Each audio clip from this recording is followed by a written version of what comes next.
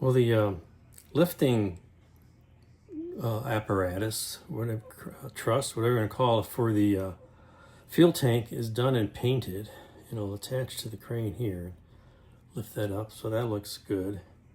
I've got a hook in here somewhere, and this is the crane. I got this railroad crane. I started modifying it. It's got a hook assembly that rides on this track like that, and but I had to modify it so it'll rotate on top of the tower, because it otherwise was supported on either end. So I switched around, made a pivot point here on this thing, and it'll sit on that and rotate. I need to put a counterweight here. So I built up some little boxes that'll serve as the counterweights, and I'm actually going to use them as counterweights. I'm going to leave the top open and fill them with, styrene, this, I don't have it handy, but it's liquid metal weight stuff, liquid gravity, and it's like fine shot. So I'm starting to build a little truss to hold that up. And then this crane will get painted red like the rest of the tower, except for the hoist, and this will be yellow. And the weights will be simulated concrete blocks, so they'll be a gray color.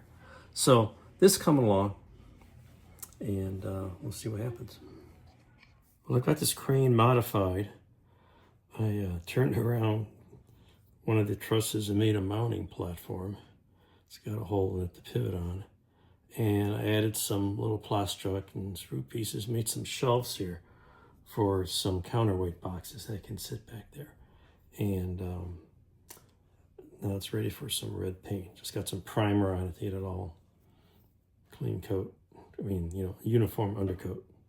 Oh, I'm probably gonna paint the railing here a steel color.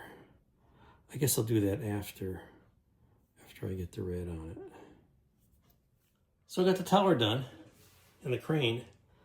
You see I modified it from the original design and built this rotating platform so it can actually rotate.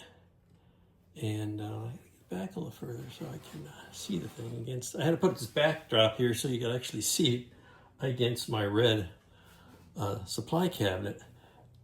And it's got a little, this is the actual hoist.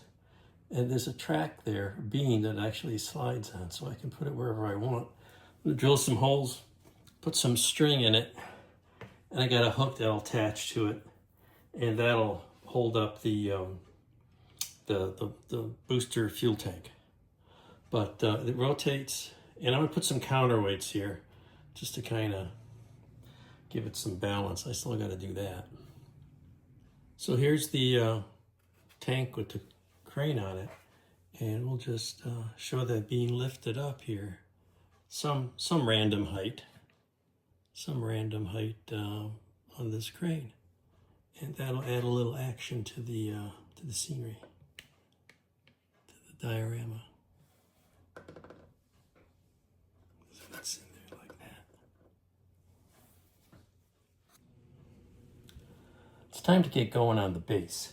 So I've got a piece of mat board that fits in the frame, and what I'm going to do is cut out the place where this base is, because it's got its own little base, and I want it to sit a little more flush. So I'll cut that out, and it's still a little high, but that's all right. And the launch pad will sit on top, but it's got a pattern on here already, a square pattern, which is great because we want some concrete simulated. So I lay it out on a little bit of an angle, and drew the grid to match this.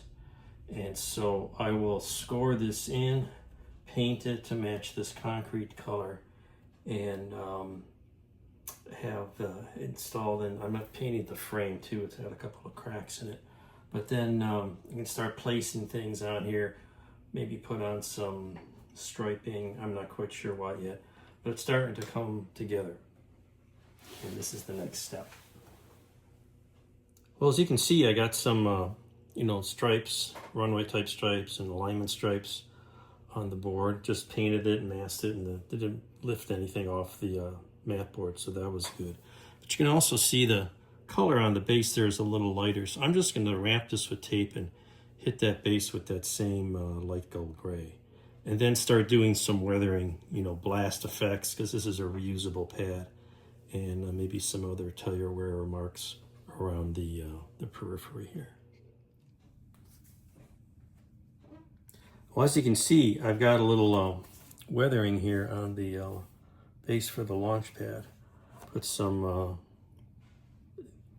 rocket blast stains here with the airbrush and a little cardboard mask. I got the stripes on there.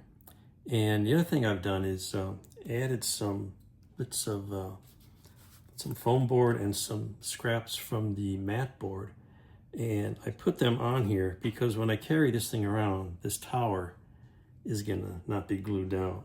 And on the bottom, there's some pockets here in the base. And I've got these